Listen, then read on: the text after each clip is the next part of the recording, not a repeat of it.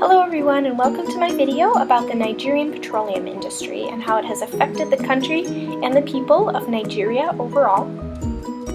This is a very brief and simplified history of a long-term and intricate issue within the country, so please bear with me.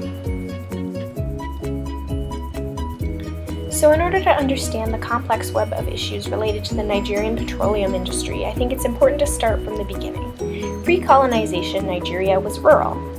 People lived off the land and it was sustainable. And even during the majority of their colonization, the main export out of Nigeria was not oil.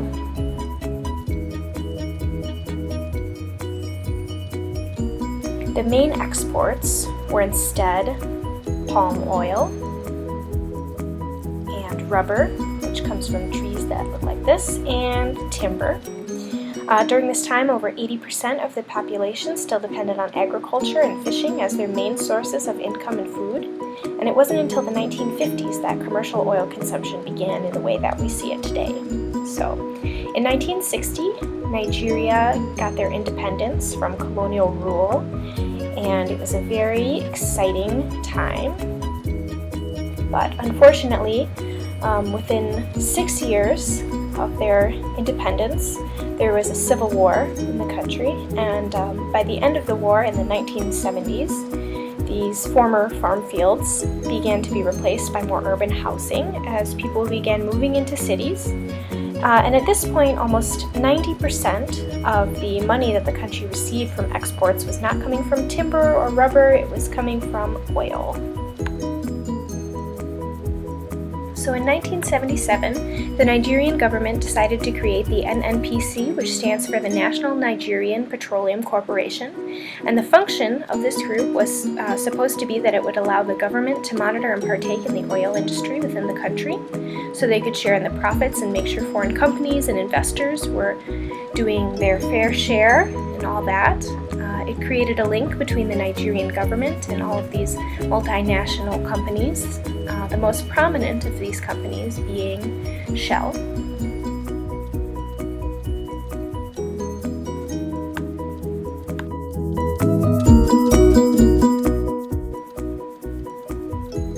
Now, the NNPC was created with good intent, however, the result has been much different. Many sources say that the corporation lacks control, that it relies on others, and that it loses money, which leads us to our next important issue, which is corruption. According to many, the Nigerian petroleum industry and the government are overflowing with corruption. It has been reported that government officials have been known to use oil money to fund their campaigns or for personal reasons. Additionally, in 2010, the Nigerian government didn't disclose any internal organization or information about any anti-corruption programs that may have been or presumably were not put into place. In a survey, people put that government corruption was in the top 4 main issues within the country, right alongside poor infrastructure, unemployment, and pollution, all of which have their roots in the petroleum industry.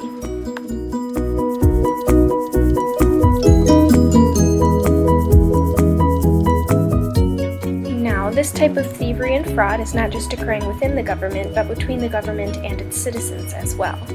For example, a big issue right now is the stealing and resale of oil within the country.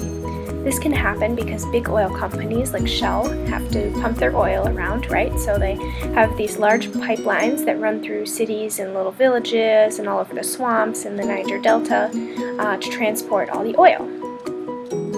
Now, with the right kind of machinery, and expensive machinery, at that some people are able to tap into these pipes and open up their own small-scale illegal businesses. It takes a minimum of 2.5 naira or $15,500 to buy all the equipment that it would require to drill into these large pipelines, drain out oil, transfer that into usable petroleum products, and it takes at least 30 people to run even a tiny refinery. And in a country where most people only live on $1 a day, this kind of operation could only be carried out by the already very rich. Additionally, in order to keep these illegal businesses running, police and military officials must be bribed to keep quiet and usually take somewhere between 20 and 50% of the finished profit.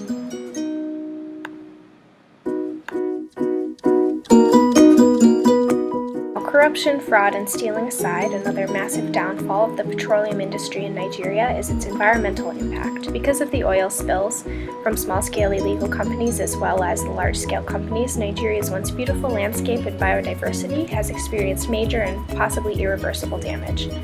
Among these spills have been Funiwa oil well blowout in 1980, the Jones Creek spill in 1998, spills in the Bodo community in 2008 and 2009, and a spill in the Bonga field in 2011, just to name a few.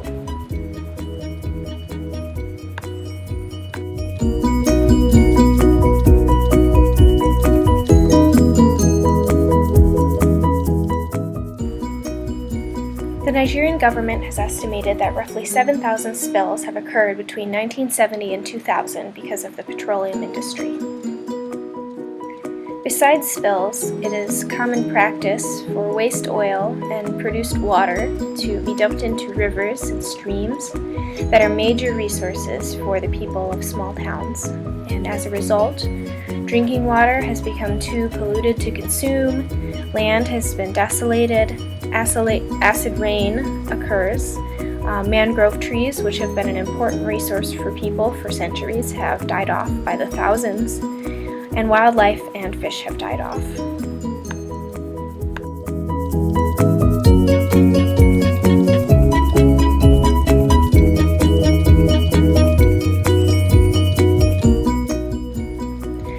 Oil has also had a major cost on human health and life in Nigeria. The Jesse Fire in 1998 killed 200 people, the Warri pipeline explosion of 2000 killed 250, and the Lagos explosion of 2000 killed 60, not to mention all the unaccounted for people who were killed in accidents on illegal refineries. Additionally, pollution and overexposure to these harsh chemicals have caused people to report hearing problems, respiratory diseases like asthma and bronchitis, skin problems, increased childhood mortality, premature births, and increased cancer in the areas that have been affected by spills.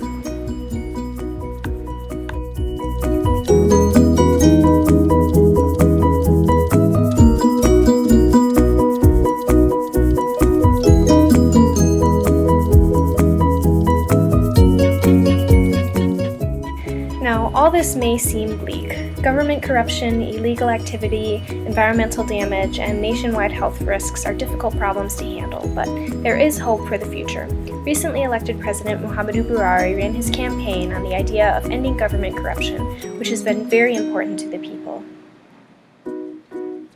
Additionally, according to the NNPC website, they're hoping to pass the PIB, or Petroleum Industry Bill, by the end of this year, which has been in the works since 1999, and aims at passing a series of laws that would bring oil money back to the people of Nigeria by taxing oil companies, reducing environmental harm, allowing smaller refineries to operate locally, etc.